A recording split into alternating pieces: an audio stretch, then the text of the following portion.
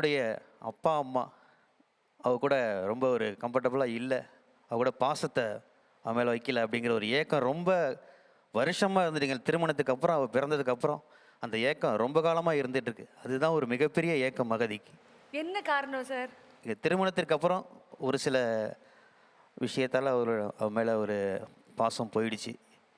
பாசம்லாம் போகலை சார், அதை அடக்கி வச்சிருக்காங்க, வெளிப்படுத்த விரும்பல. பாசம்லாம் போகவே போகாது. அது அவங்க பேர் என்ன சார்? முருகேசன் திரிபுர சுந்தரி. முருகேசன் திரிபுர சுந்தரி. முருகேசன் சார், திரிபுர சுந்தரிமா, இந்த குழந்தை வந்து உங்களுடைய அந்த தாத்தா பாட்டி அப்படின்ற ஒரு அன்பு ஒரு பக்கத்துலேருந்து தான் வருது. ஆனால் தராசில் 2 பக்கமும் இருக்கணும். அப்போ தான் நடுவில் இருக்கிற அந்த குழந்தை எப்பவுமே கரெக்டாக இருக்கும். அதனால் நீங்கள் 2 பேரும் எங்கே இருந்தாலுமே சீக்கிரமாக அந்த குழந்தைக்கு கால் பண்ணுங்க, வந்து சந்தித்து பாருங்கள். நீ சொல்லு மகதி. தாத்தா பாட்டி உங்களை பார்க்கணும், சீக்கிரம் வாங்க. யார் தவறு செஞ்சாங்க, என்ன தவறுலாம் தெரியாது. ஆனால் வாழ்க்கை இவ்வளோதான். அது எல்லாத்தையும் மறந்து தூக்கி போட்டு தயவு செய்து வாங்க, உங்களுக்காக நாங்கள் காத்துட்ருக்கோம். ஓகே, வருவாங்க, I promise you. Thank you so much 2 பேருக்கும். தேங்க்யூம்மா, தேங்க்யூ. அபிஷேகா வந்து I mean the kind of fans that she has. நம்ம இந்த சீசன் பொறுத்தளவுக்கு அபிஷேகாவுக்கு வந்து எல்லா இடத்துலையும் பயங்கர ஃபேன் ஃபாலோவிங் இருக்குது. அந்த அளவுக்கு இம்பேக்ட் அவள் க்ரியேட் பண்ணுறக்கா. அது மட்டும் இல்லை, முதல்ல வந்து அவள் வரும்போது இந்த இவர் மச்சிம்பாலா அவர் வந்து கொண்டு வரும்போது ஃபோக் சாங் பாடினா அது பயங்கர எஃபெக்டிவாக இருந்தது, பயங்கரமாக பாடினா எல்லாம் ஓகே. பட் போக போக இந்த காம்படிஷன் வரும்போது, competition we have been seeing for past 3 months எல்லா டைப் ஆஃப் சாங்ஸ் பாடியாச்சு அவள். இது ஒரு western song actually according to me. And டெர்ரிஃபிக்காக பாடினா, டெர்ரிஃபிக்.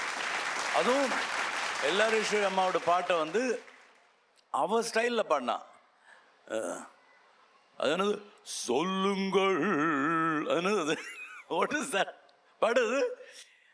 நில்லுங்கள், நிமிர்ந்து நில்லுங்கள், சொல்லுங்கள், துணிந்து சொல்லுங்கள். நீயும் இந்த வருண் கார்த்திக் மாதிரி ஏதோ ஒன்று புதுசாக பண்ணுற, நீ பயங்கரமா இருக்கு. சூப்பர்மா, I love it. Thank you sir. எனக்கு அபிஷேகானா ரொம்ப ஸ்பெஷல். அபிஷேகா ஸ்டேஜில் வந்து நின்னாலே எனக்கு தெரியும் இது வந்து கோல்டெல்லாம் தாண்டி அபிஷேகா ஒரு கலக்க போகிறான்னு தெரியும் எனக்கு. அதனால் ஃபஸ்ட்டுலேயே கோல்டன் அந்த இது போடணுமா, இல்லைனா கொஞ்சம் முடிச்சுட்டு போடணுமா, இல்லைனா அப்புறமா போனால் அந்த ஒரு இது தான். ஆனால் என்கிட்ட இருந்து அந்த அது வந்தே ஆகும். ஏன்னா நான் அபிஷேகாவோட ஃபேன். நீ என்ன பாடினாலும் எனக்கு பிடிக்கும், என்ன பாடினாலும் எனக்கு பிடிக்கும். நான் வந்து ஸ்ரீனி சார் சொல்கிறார்ல, நான் தான் அபிஷேகாவோட ரசிகர் மன்ற தலைவர்னு, நான் துணைத் தலைவராக வேணா இருந்துக்கிறேன்ப்பா. நான் வந்து அபிஷேகா பல வருஷம் பல பேர் கற்றுக்கிட்டு பண்ண வேண்டிய விஷயத்த நீ இந்த ஃபியூ மந்த்ஸில் வந்து பண்ணியிருக்க. அது சாதாரண விஷயமே இல்லை. அதாவது ஒரு பாட்டு கற்றுக்காத ஒரு குழந்தை வந்து இவ்வளோ தூரம் இந்த பாட்டெல்லாம் வந்து நான்லாம் கல்பனாக்கா பாடி இந்த பாட்டு கேட்கும்போது, ஐயோ என்ன இந்த பாட்டு இப்படி பர்ஃபெக்டாக பாடுறாங்க ஆன் ஸ்டேஜ் அப்படிலாம் சொல்லிட்டு யோசிச்சிருக்கேன். இன்றைக்கி ஐ திங்க் வந்து இந்த பர்ஃபார்மன்ஸ் வந்து எல்லாரீஸ்வரி அம்மாவே பார்த்தா கூட அவங்க வந்து கண்டிப்பாக உனக்காக பெருமைப்படுவாங்கன்னு நினைக்கிறேன். ஏன்னா it shows your hard work. இது வந்து உன்னோட ஈஸியாக வரக்கூடிய ஜான்ராவும் கிடையாது, ஈஸியாக அப்ரோச் பண்ணக்கூடிய இதுவும் கிடையாது. ஆனால் நீ வந்து அதை எடுத்து every song you don't imitate the original singer, you own it, you make it Abhisheka song and you perform it on stage தேர்.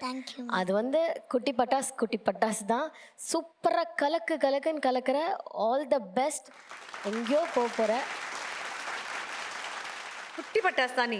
உலகம் முழுவதும் உங்களுக்கு ஃபேன்ஸ் இருக்காங்க. உலகம் முழுவதும் யார் ட்ராவல் பண்ணாலுமே உங்களை கேட்குறாங்க. அதே மாதிரி நமக்கு ரொம்ப ரொம்ப நெருங்கிய ஒரு சில குட்டி பட்டாசுகள் உங்களை சந்திக்கணும் அப்படின்றதுக்காக இங்கே வரப்போகிறாங்க. அந்த குட்டீஸை, அந்த க்யூட்டீஸை கூப்பிட்டுருங்க ப்ளீஸ்.